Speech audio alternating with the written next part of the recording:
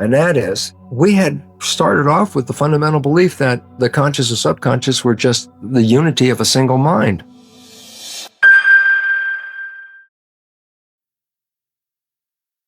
So if the conscious mind became aware of something, then the subconscious mind should, of course, follow along with it as well, because they're both together. It's two separate minds, but they learn in different ways. Here's the critical part. Conscious mind, being creative, can learn in a creative fashion. Conscious mind can read a self-help book, and after one reading go, oh yeah, I've been educated. I know how I should do it this way, and my life could be really good if I understood this. And then you say, well, I just read the book and I understand how it all works, and yet my life is still exactly the same. You can go to the lecture, you can read the book, you can watch the video, you can even just go, aha. And the conscious mind, being creative, can learn just from simply that. Read the book and learn. I go, what about subconscious? I go, here's your problem. It's a habit mind. I said, well, how do you create a habit? I go, reading the book once is not a habit. So what's the point? The self-help book you read was picked up information-wise, educated, and enhanced your conscious awareness, and yet didn't touch any of your subconscious programs. You have the same behavior you had before you read the book, after you read the book. Why? Conscious mind learns by reading the book. Subconscious habit, you don't learn from that one reading of the book. So the conscious mind, subconscious mind learn in different ways. How can I teach the subconscious mind? Number one, so many of us talk to ourselves. I love donuts. Margaret, my partner, calls them circles of death. But, I love those guys. And of course, my health wasn't that great at this time. And so my programming is don't eat donuts. Don't eat donuts. And I keep talking to myself, don't eat the donut. Don't eat the donut. And then sure enough, 5 minutes later, there's a donut in my hand. And it's about halfway finished when my mind catches on. Oh my God, you're eating the donut. Well, now being so upset, you might as well finish it now. And then I eat the donut, okay? And I go, wow, I kept talking to myself not to eat the donut. Why did I eat the donut? And here's the fun answer. The conscious mind, yes, you're in it. Remember I said that's a seat of your identity, your spirit, your consciousness. That's where you are. Oh, then who's in the subconscious mind? I go, nobody. There's nobody in there. It's a machine, like a CD recorder. Why is that relevant? Well, let's say I record a program on a CD, put it in the machine, push play, and it plays the program. And I say, I don't like that program. So I say, okay, CD player, change the program, make something more fun and something I would like better than this program. And of course, the program continues to play just as it was. And then you get a little more upset. Come on, please change that program. I asked you to change the program. Don't eat the donuts. Don't you remember I said that?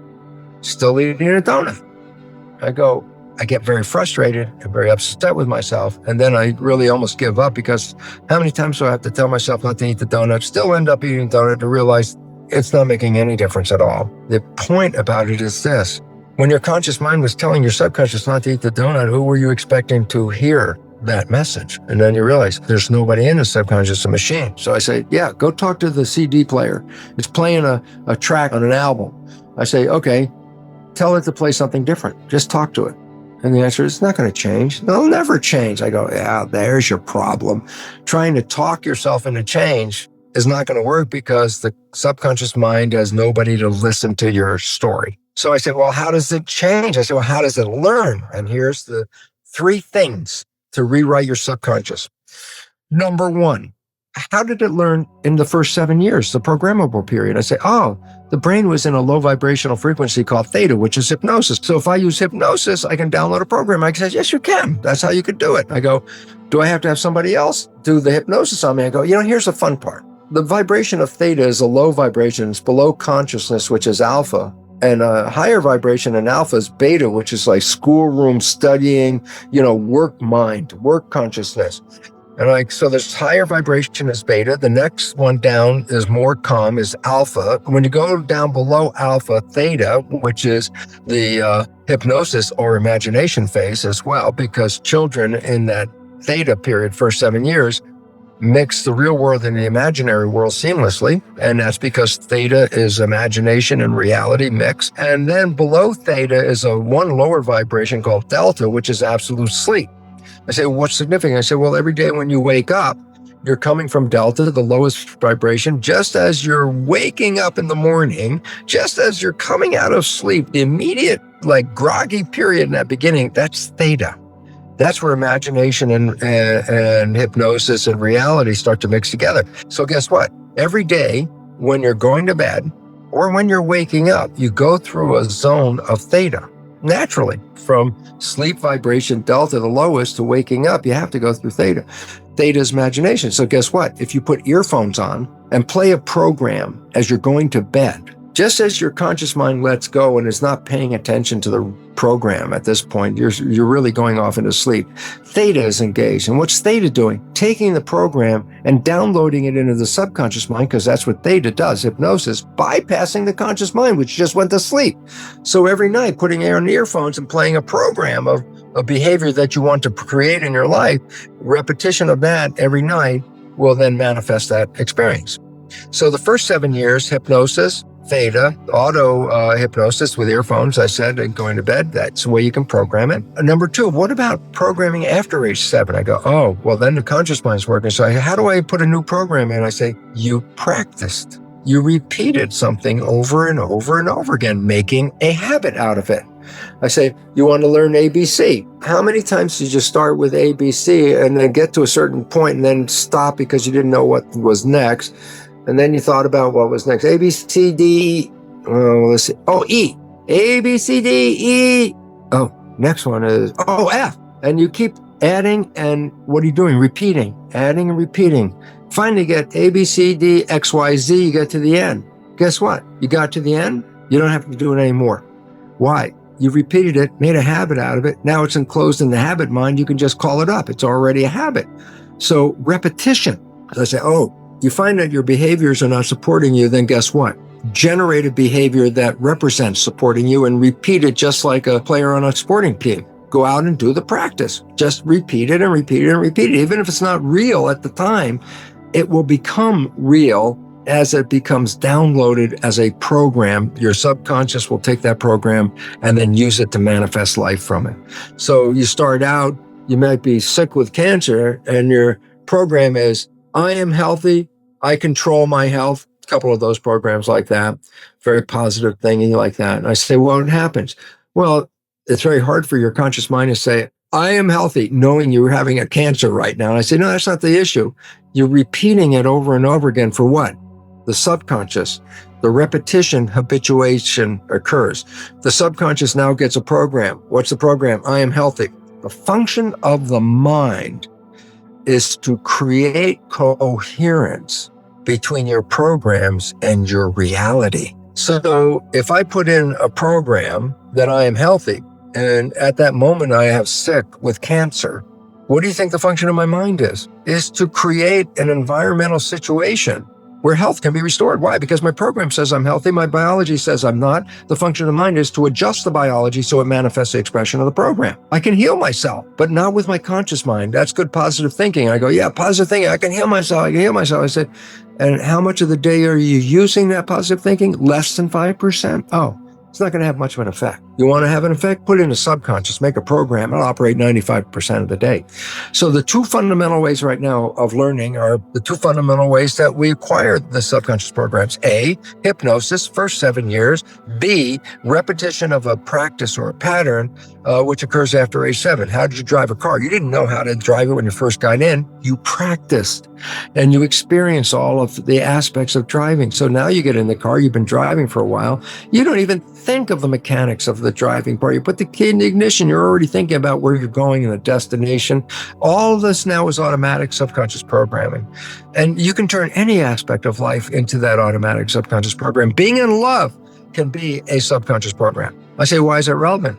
Well, whether you just stop and consciously say, God, I'm so happy I'm in love, or just walking down the street, I'm in love. Why? Because that's what my subconscious mind says. And I live that. Most of us, and I've seen this in our belief courses, 80 to 90% of every audience does not love themselves. No self-love. How can that be?